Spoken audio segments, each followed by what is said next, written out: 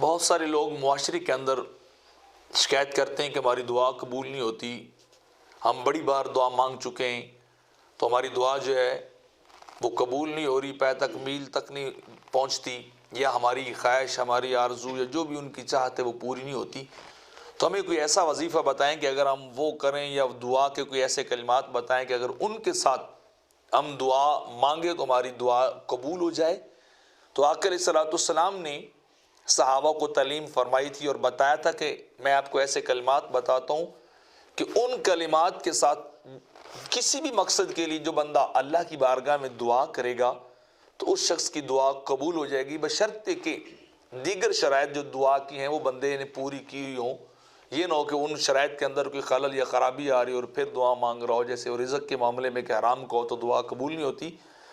یا اس طرح اور کوئی جو شرائط بیان ہوئی ہیں۔ تو اگر وہ پوری ہوں اور پھر انسان دعا مانگے تو اللہ رب العزت جو ہے اس بندے کی دعا کو قبول کرتا ہے۔ آقا علیہ الصلوۃ والسلام نے ارشاد فرمایا کہ ذُنُّون، یعنی وہ یونس علیہ السلام کی وہ دعا جو انہوں نے مچھلی کے پیٹ کے اندر مانگی تھی، جب انہیں اللہ نے مچھلی کے پیٹ کے اندر بھیجا تھا اور وہ وہاں رہے، تو جب ان کے لیے نکلنے کا کوئی ذریعہ اور آسرا نہ رہا تو انہوں نے پھر وہاں یہ دعا مانگی تھی، لا الہ الا انت سبحانک انی کنت من الظالمین۔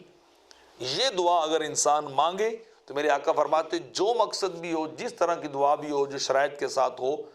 تو اللہ رب العزت دعا کو قبول کرتا ہے اور اس بندے کی خواہش کو وہ پورا کر دیتا ہے۔ تو یہ اگر انسان اپنا وظیفہ بنا لے، لا الہ الا انت سبحانک انی کنت من الظالمین، تو انسان کی دعائیں جو ہے وہ ضرور قبول ہوگی۔ اسی طرح بعض اوقات لوگ یہ بھی ایک سوال کرتے ہیں کہ ہم نوکری کی بڑی جدوجہد کر رہے ہیں، بڑی کوشش کر رہے ہیں، ہمیں کاروبار نہیں مل رہا، ہمیں جاب نہیں مل رہی، ہمیں کوئی اس طرح کے سورسز نہیں اویل ہو رہے کہ ہم آگے کی طرف جانا چاہتے ہیں، ترقی کرنا چاہتے ہیں تو پیچھے کی طرف آ جاتے ہیں، جتن لگا چکے ہیں، کسی طرح کے بھی رزق کا دروازہ نہیں کھل رہا۔ تو اس کے لیے انسان کو پھر کون سی دعا مانگنی چاہیے؟ تو وہ دعا ہے، وہ بھی آقا علیہ الصلوۃ والسلام نے سکھائی کہ انسان دعا مانگے، اللہم اغفر لی ذنبی